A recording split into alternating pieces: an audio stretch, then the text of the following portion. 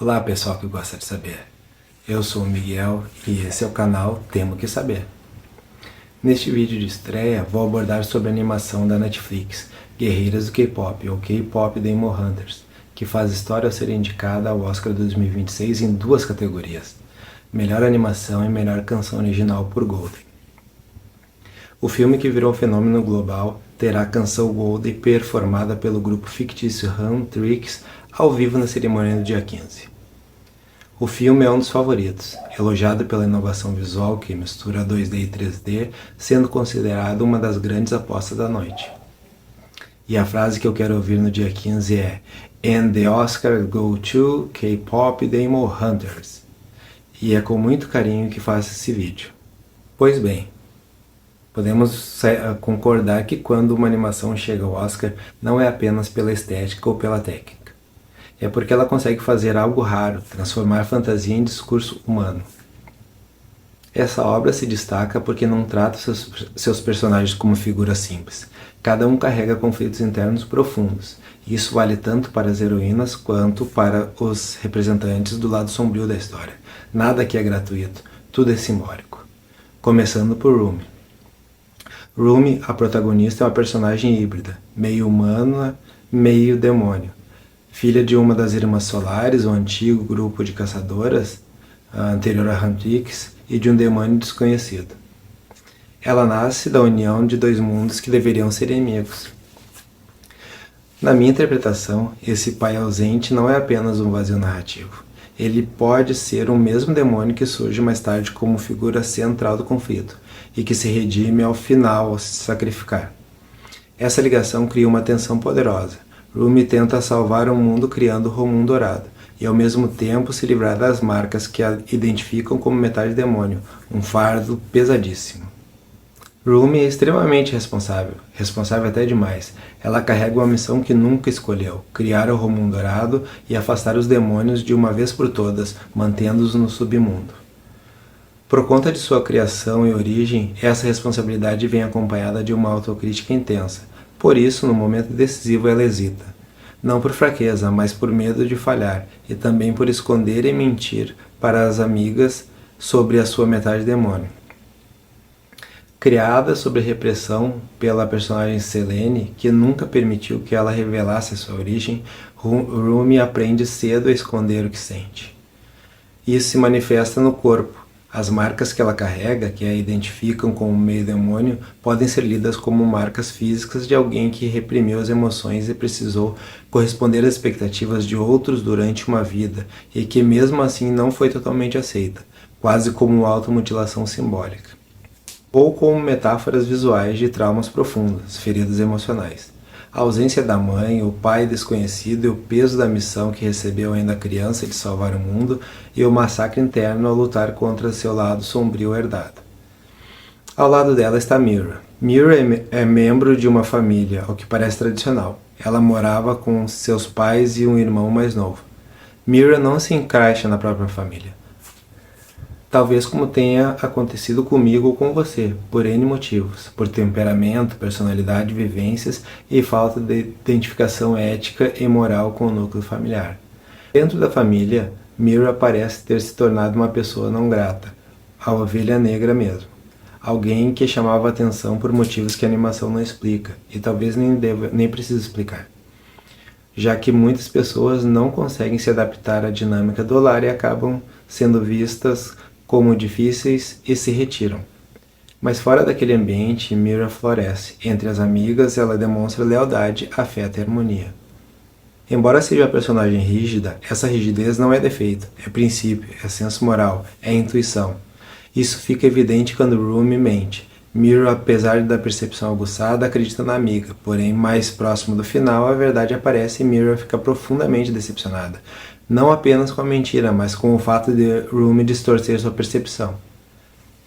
Ali ocorre uma ruptura importante, uma quebra de confiança que, embora compreensível, dentro da narrativa as mentiras quase proporcionam que o mal vença. E então chegamos a Zoe. Zoe é a personagem pela qual tenho um grande afeto, maior carinho. Pela breve história apresentada, ela foi criada por pais separados, dividindo-se entre os dois, possivelmente vivendo entre países e culturas diferentes.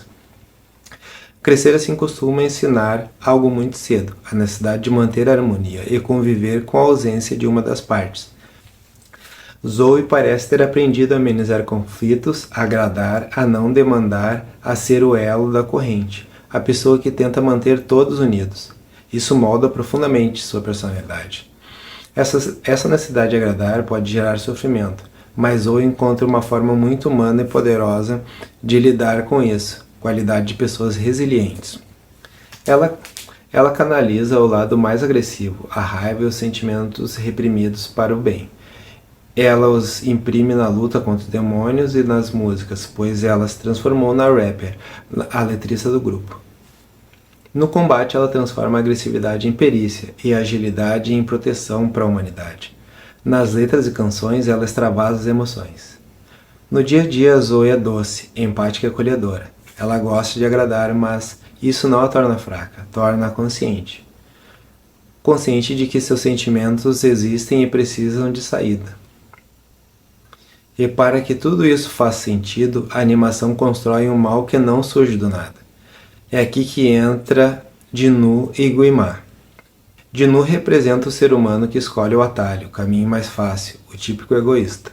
Há 400 anos atrás, ele fez um pacto com o demônio maior Guimar, em troca de riqueza, fama e poder.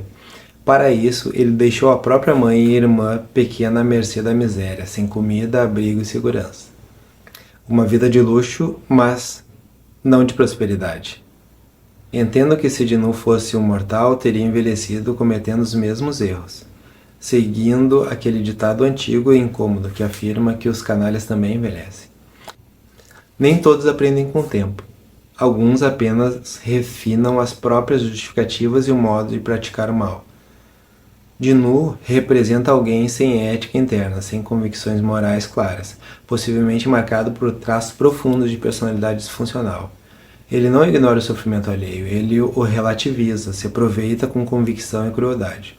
Fato é que ao longo de 4 séculos, ele não apenas vende a própria alma.